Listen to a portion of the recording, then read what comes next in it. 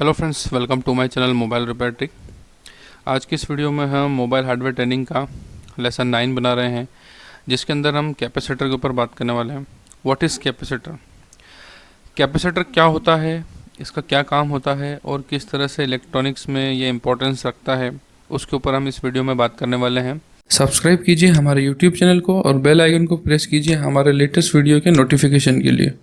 देखिए फ्रेंड्स, जो कैपेसिटर होता है वो एक ऐसा कंपोनेंट होता है जो टेम्परेरी कुछ समय के लिए चार्ज होता है, और इसका जो मेन काम होता है वो करंट को बूस्ट करने का, फिल्टर करने का, और डीसी को ब्लॉक करना और एसी करंट को पास करने का। और ये जो कैपेसिटर होता है ये कुछ समय के लिए टेम्परेरी चार्ज होता है, और जैसा कि मैंने बताया कि करंट को फिल्टर करता है, बूस्ट करता है। और जितने भी जो इलेक्ट्रॉनिक्स के प्रोडक्ट्स होते हैं, जैसे कि TV, tab, CV, DVD, LCD, mobile, जो भी मतलब जो पुरानी चीज़ें हैं वो भी, और जितनी भी जो नई चीज़ें हैं भी इलेक्ट्रॉनिक्स की, कैपेसिटर उन सभी में आता है। और इस तरह के आप देख रहे हैं, पहले के जो पीसीबीज आते थे उनमें इस तरह के कैपेसिटर आते थे। यहाँ पर देखिए कैपेसिटर के बहुत सारे टाइप्स होते हैं, आप देख सकते हैं यहाँ पर कैपेसिटर अलग अलग तरह के होते हैं। और ये देखिए हमारे फ़ैन के अंदर भी आपने देखा होगा इस तरह से कैपेसिटर, जिसे हम कंडेंसर के नाम से भी जानते हैं, इस तरह का कंडेंसर लगा हुआ होता है जिससे हमारा फ़ैन वर्क करता है। देखिए कभी भी ये कंडेंसर अगर आपके फ़ैन में ख़राब हो जाता है तो फ़ैन की जो स्पीड है वो कम हो जाती है। तो जैसा कि मैंने अभी आपको कहा कि कैपेसिटर करंट को बूस्ट भी करता है, फिल्टर भी करता है। और बहुत सी बार जैसे किसी करंट, अल्टरनेट करंट के अंदर अगर डीसी करंट आता है, या कुछ डीसी करंट के कुछ जैसे बैड करंट बोलते हैं जिसे, तो इस तरह के कोई भी करंट आता है तो उसे भी फिल्टर करता है। और कैपेसिटर देखिए मेनली आप जो इस तरह का कैपेसिटर देख रहे हैं ये टेम्परेली चार्ज हो जाता है और करंट को बूस्ट करता है। इस वजह से जब भी किसी फ़ैन में ख़राब हो जाता है तो उस फ़ैन की स्पीड कम हो जाती है। लेकिन ये टेम्परेली चार्ज होता है। जैसे एग्जांपल के लिए आपका फ़ैन अगर स्विच ऑफ कंडीशन में भी होगा, अगर आप इसे दोनों वायर को इसको अगर हाथ लगाते हैं तो ये आपको झटका लग सकता है, उससे करंट लग सकता है। पर ये टेम्परेरीली होता है, क्योंकि ये इसकी जो प्रोसेस होती है कंडेंसर की, जैसे ही करंट का फ्लो इसके ऊपर आता है ये पूरा करंट अपने अंदर एब्जॉर्व करता है, देन उसे बूस्ट करता है, फिल्टर करता है और आगे पहुंचाता है। करंट इसके अंदर जैसे ही आता है वैसे ही आगे बढ़ा देता है, लेकिन करंट को ये बूस्ट अप और फिल्ट्रेशन करके आगे बढ़ाता है। और देखिए जो कैपेसिटर होते हैं वो दो तरह के होते हैं, पोलराइज्ड कैपेसिटर और नॉन पोलराइज्ड कैपेसिटर। देखिए जो पोलराइज्ड कैपेसिटर होता है उसमें इस तरह से यहाँ पर आप जो इसके ऊपर एक सिंबल देखें, एक निशान यहाँ पर लगा हुआ देख रहे हैं, इसका मतलब ये होता है ये इसका पॉजिटिव साइड है। देखिए इससे पहले हमने जो आपको रेजिस्टेंस का लेसन में बताया था, उसको आप रेजिस्टेंस को कहीं भी आप कैसे भी यूज़ कर सकते हैं, उसमें पॉजिटिव और नेगेटिव सिरा नहीं होता है, मतलब आप उसे उल्टा सीधा कैसा भी लगा सकते हैं। लेकिन जो हमारा पोलराइज्ड कैपेसिटर होता है, तो जहाँ पर आप इसमें इस तरह का, जैसे ये ब्लैक पोलराइज्ड कैपेसिटर, इसके ऊपर आप यहाँ पर निशान देख रहे हैं, और जो ये येलो वाला है उसमें यहाँ पर निशान देख रहे हैं, इसका मतलब ये है इसका ये पॉजिटिव साइड होता है। देखिए ये वाला पोलराइज्ड कैपेसिटर कुछ पुराने फ़ोन्स में आता था, अभी न्यू फ़ोन में नहीं आता है। लेकिन इस तरह के जितने भी कैपेसिटर होते हैं इनका जो ये निशान वाला साइड होता है ये पॉजिटिव साइड होता है और ये नेगेटिव साइड होता है। तो जब भी इन कैपेसिटर को रिप्लेस किया जाता है, अगर किसी कारण से ख़राब हो जाते हैं, तो इस चीज़ का ध्यान रखना पड़ता है कि जो इनका पॉजिटिव साइड होता है वो पॉजिटिव साइड से ही लगाए जाते हैं। और इसके अलावा जो नॉर्मल होते हैं, देखिए इस तरह से हमारे फ़ोन के अंदर ये SMD कंपोनेंट है। अभी जो मैंने आपको पोलराइज्ड कैपेसिटर दिखाया ये भी SMD कंपोनेंट है। SMD मतलब सरफेस एंड माउंट डिवाइसेस, जिन्हें कि डायरेक्टली बोर्ड पर लगाया जाता है। इससे पहले देखिए बहुत से लोगों ने उस समय उस वीडियो पर कमेंट किया था, जो इससे पहले हमने एक SMD और SMT के ऊपर बनाया था। बहुत से यूज़र्स का उसके अंदर ये कमेंट था कि सर मोबाइल रिपेयरिंग से रिलेटेड इस वीडियो का इस कंटेंट में होना ज़रूरी नहीं था। लेकिन देखिए अब आपको वो चीज़ समझ में आएगी। इससे पहले जो हमने SMT और SMD के ऊपर, मतलब सरफेस माउंट टेक्नोलॉजी और सरफेस माउंट डिवाइस के ऊपर जो एक नॉर्मल सा वीडियो बना था, जो कुछ 5 से 6 मिनट का था, हमने वो इसीलिए बनाया था क्योंकि आगे आने वाले लेसन्स में आपको ये चीज़ें तभी समझ में आती। अगर हम वो वाला लेसन नहीं बनाते तो आपको वो ये जो हम बातें अभी आपको बता रहे हैं समझ में नहीं आती। तो देखिए इस तरह के जितने भी कंपोनेंट्स होते हैं ये सब SMD कंपोनेंट्स होते हैं। देखिए ये वाले भी जो आपको कंपोनेंट दिख रहे हैं ये सारे ही कैपेसिटर है। देखिए कैपेसिटर अलग अलग कलर्स में आता है और अलग अलग साइज़ में आता है। आप देख सकते हैं यहाँ पर कुछ कैपेसिटर हैं उनकी हाइट कम है, कुछ की हाइट ज़्यादा है। तो हमारे मोबाइल के अंदर इस तरह से कैपेसिटर्स आते हैं और ये अलग अलग कलर में आते हैं। मोस्टली ये इतने ही कलर में आपको फ़ोन के पीसीबी में देखने को मिलेगा। और जितने भी फ़ोन हैं, चाहे वो सैमसंग के हो, आईफोन हो या किसी भी ब्रांड के हो, आपको कैपेसिटर इस तरह से ही देखने को मिलेंगे और मोस्टली इसी कलर में आपको देखने को मिलेंगे। और देखिए जो कैपेसिटर होते हैं वो इसके अलावा 5 तरह के कैपेसिटर आते हैं, जिनमें सबसे पहला जो होता है पेपर कैपेसिटर होता है, उसके बाद में माइक्रो कैपेसिटर होता है, उसके बाद में सेरेमिक कैपेसिटर होता है, उसके बाद में इलेक्ट्रोलिटिक कैपेसिटर होता है, उसके बाद में वेरिएबल कैपेसिटर। हम एक एक करके आपको कुछ सैंपल्स इन सभी कैटेगरी के कैपेसिटर के बारे में बताएंगे। देखिए ये होता है हमारा पेपर कैपेसिटर। उसके बाद में यहाँ पर आप देखिए माइक्रो कैपेसिटर आपको दिख रहा है यहाँ पर। उसके बाद में इस तरह से सेरेमिक कैपेसिटर होते हैं। उसके बाद में देखिए ये इलेक्ट्रोलिटिक कैपेसिटर है, जो कि मोस्टली आपको टीवी, टैब या इस तरह के इलेक्ट्रॉनिक्स के प्रोडक्ट्स में देखने को मिलेगा। ये भी एक इलेक्ट्रोलिटिक कैपेसिटर ही है। उसके बाद में देखिए ये वेरिएबल कैपेसिटर है। वेरिएबल कैपेसिटर मतलब जो अपनी वैल्यू को चेंज करता रहता है। जैसे कि हमने लास्ट वीडियो में जो आपको रेजिस्टेंस के बारे में बताया था, जैसे कि हमारे जो ब्लोअर मशीन होती है उसमें जो हमारा वॉल्यूम कंट्रोल होता है, उसके अंदर भी जो जिसके थ्रू हम एयर का या हीट का फ्लो कम ज़्यादा करते हैं वो रेजिस्टेंस होता था, एडजस्टेबल रेजिस्टेंस। वैसे ही ये एडजस्टेबल कैपेसिटर होता है, क्योंकि कुछ जगह पर कैपेसिटर की वैल्यू को भी कम और ज़्यादा करना पड़ता है। उस वजह से कैपेसिटर भी एडजस्टेबल आते हैं, लेकिन ये मोबाइल में देखने को नहीं मिलते हैं, क्योंकि मोबाइल में इस तरह के कंपोनेंट्स नहीं आते हैं। अब देखिए हम कैपेसिटर के साइन के ऊपर बात करने वाले हैं। कैपेसिटर के वैसे तो 2 ही साइन होते हैं, एक नॉन पोलराइज्ड, एक पोलराइज्ड। मतलब कि अगर आप सर्किट डायग्राम में कहीं भी इस तरह के निशान देखते हैं, मतलब इस तरह के सिंबल्स अगर देखते हैं, तो उसका मतलब ये है कि वहाँ पर कैपेसिटर लगा हुआ है। और अगर मैं इसके डिनोटिंग लेटर की बात करूँ तो जैसे रेजिस्टेंस के लिए R होता था, वैसे ही कैपेसिटर के लिए C वर्ड का यूज़ किया जाता है। और जब भी आप सर्किट डायग्राम में अगर वहाँ पर C या फिर इस तरह का साइन देखते हैं, मतलब वहाँ पर कैपेसिटर का यूज़ किया गया है। और देखिए हमारे सेलफोन के अंदर आपको जितने भी कैपेसिटर देखने को मिलेंगे वो इस तरह के देखने को मिलेंगे, क्योंकि ये SMD कंपोनेंट्स हैं। मतलब ये जितने भी कैपेसिटर हैं ये सभी SMD हैं। और मोस्टली आपको जितने भी कैपेसिटर देखने को मिलेंगे वो इन्हीं कलर के अंदर देखने को मिलेंगे। और जैसा कि मैंने आपको पोलराइज्ड कैपेसिटर के बारे में बताया, तो ये पहले के नोकिया के हैंडसेट में ज़्यादातर आते थे, लेकिन अभी ये लेटेस्ट फ़ोन के अंदर आना बंद हो चुके हैं।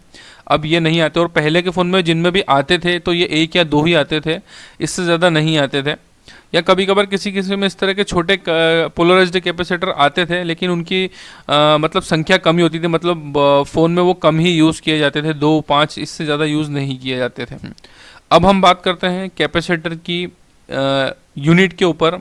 मतलब कि कैपेसिटर की जो वैल्यू होती है, जैसे रेजिस्टेंस की वैल्यू को हम ओम्स में काउंट करते थे, उसकी यूनिट को हम ओम्स में काउंट करते थे। इस तरह ही हमारी जो कैपेसिटर होती है उसकी वैल्यू को फेराड में काउंट किया जाता है। देखिए कैपेसिटर को जो इन्वेंट करने वाले थे वो ब्रिटेन के थे और उनका नाम माइकल फेराड था। इस वजह से उन्होंने कैपेसिटर की जो पावर, मतलब जो वैल्यू, जो यूनिट होती है उसका नाम उन्होंने उसको फेराड दिया था। और फेराड को हम 3 उसमें काउंट करते हैं। जैसे कि रेजिस्टेंस को हम, जैसे 1000 ओम्स को हम 1 के काउंट करते थे और 1000 के को हम 1 एम मतलब मेगा ओम्स में काउंट करते थे। यहाँ पर थोड़ा सा डिफरेंट होता है। देखिए जैसे कि मैंने आपके सामने यहाँ पर एक चार्ट दिखाया हुआ है, इसमें आप देखेंगे सबसे पहले ऊपर टॉप पे देखिए जो फेराड होती है उसकी सबसे बड़ी जो यूनिट होती है, मतलब हिंदी में जिसे इकाई कहते हैं, सबसे बड़ी जो इकाई होती है वो माइक्रो फेराड्स होती है। उससे छोटी होती है नैनो फेराड और उससे छोटी होती है पिको फेराड। देखिए यहाँ पर इस चार्ट में आप देख करके समझ सकते हैं, जैसे एग्जांपल के लिए कि 1 माइक्रो फेराड, जैसे आप यहाँ पे U देख रहे हैं, U का मतलब होता है माइक्रो फेराड, NF का मतलब होता है नैनो फेराड, PF का मतलब होता है पिको फेराड।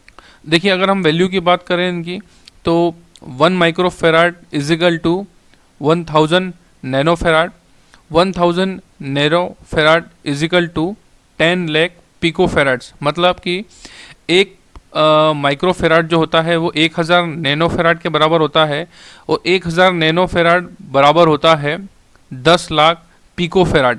मतलब या तो आप 1 माइक्रो फेराड बराबर भी 10 लाख पिको फेराड मान सकते हैं।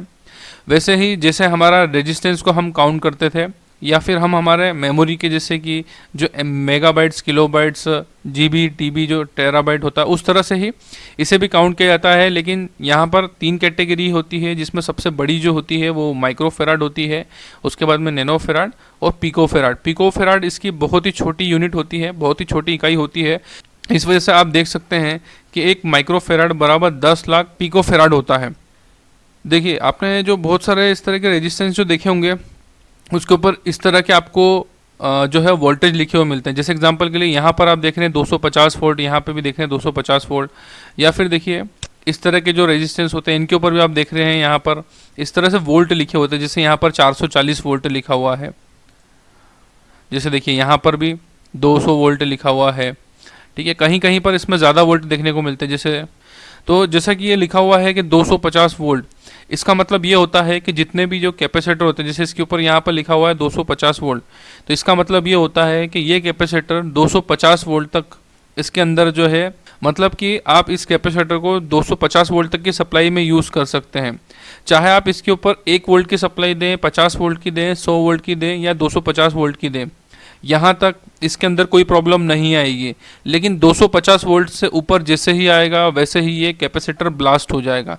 एग्जांपल के लिए आप देख सकते हैं, यहाँ पर भी मैं कुछ कैपेसिटर के सैंपल दिखाता हूँ। देखिए, जैसे यहाँ पर लिखा हुआ है 200 वोल्ट, मतलब ये कि 200 वोल्ट, चाहे 1 वोल्ट हो या 200 वोल्ट हो, 1 वोल्ट से लेकर के 200 वोल्ट तक ये कैपेसिटर की जो है लिमिट होती है। जैसे आप यहाँ पर देख रहे हैं 50 वोल्ट, अगर इस कैपेसिटर के ऊपर 50 वोल्ट से ज़्यादा वोल्टेज दिए जाएंगे तो ये वहीं पर ब्लास्ट हो जाएगा। देखिए, कैपेसिटर ब्लास्ट भी होते हैं। तो इस तरह से हमें हर कैपेसिटर की, जो इस टाइप से इलेक्ट्रोलिटिकल कैपेसिटर आते हैं, उनकी वैल्यू के हिसाब से उन्हें लगाया जाता है, और उससे उनकी लिमिट से ज़्यादा अगर वोल्टेज उनके ऊपर आते हैं तो ये बर्न हो जाते हैं या ब्लास्ट हो जाते हैं। देखिए, उसके बाद हम बात करेंगे कि मल्टीमीटर से हम कैपेसिटर को किस तरह से चेक कर सकते हैं। देखिए, अभी इस वीडियो में हम यहाँ पर आपको लाइव टेस्टिंग करके नहीं बताएंगे, क्योंकि टेस्टिंग के लिए हम एक अलग से चैप्टर बनाएंगे जिसके अंदर हम resistance, capacitor, fuse, coil, divert, जितने भी जो इलेक्ट्रॉनिक्स के कंपोनेंट हैं उन सभी को चेक करना बताएंगे।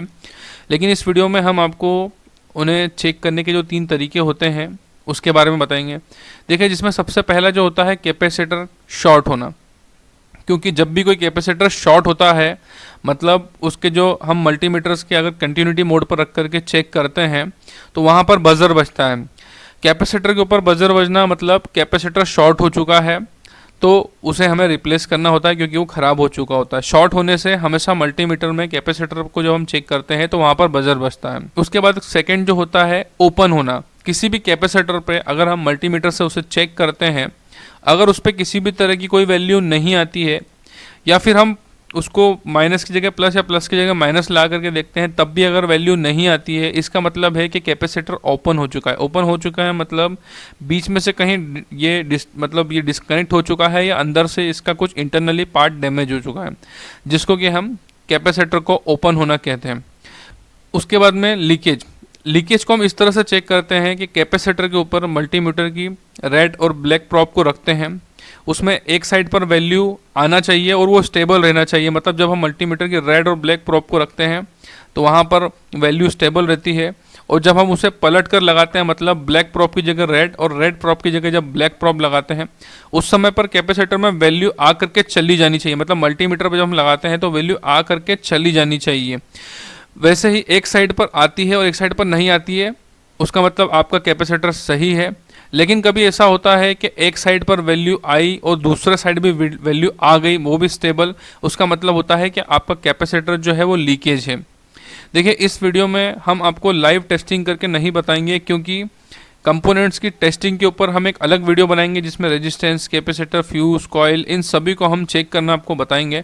इस वजह से हम इस वीडियो के अंदर उसे नहीं लेंगे, क्योंकि देखिए इनको चेक करने का हम आपको बिल्कुल यूनिक तरीका, एक सिंपल तरीका भी और एक यूनिक तरीका भी बताएंगे।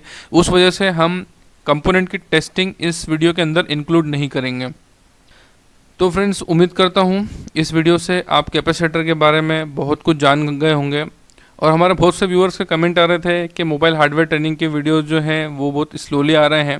तो देखिए, इस वीक में मोबाइल हार्डवेयर ट्रेनिंग के बहुत सारे लेसन्स अपलोड होने वाले हैं, क्योंकि लास्ट 1 मंथ से हम एक साथ 20 से 30 वीडियो के ऊपर वर्क कर रहे थे, जो कि अब ऑलमोस्ट कंप्लीट हो चुके हैं। तो हम इस वीक के अंदर बहुत सारे मोबाइल हार्डवेयर के लेसन्स को जो है ट्रेनिंग लेसन्स को अपलोड करने वाले हैं। तो आप लोगों को अब इतना वेट नहीं करना पड़ेगा, और जितने भी अब जो हार्डवेयर लेसन्स के वीडियो आएंगे वो बहुत ही जल्दी जल्दी आएंगे। तो फ्रेंड्स, उम्मीद करता हूँ इस वीडियो से आपको बहुत कुछ सीखने को मिला होगा। वीडियो अच्छा लगा हो तो लाइक कीजिए, हमारे चैनल को सब्सक्राइब कीजिए, क्योंकि इस तरह की नॉलेजेबल वीडियो हम हमारे व्यूअर्स के लिए बनाते रहते हैं। Thanks for watching.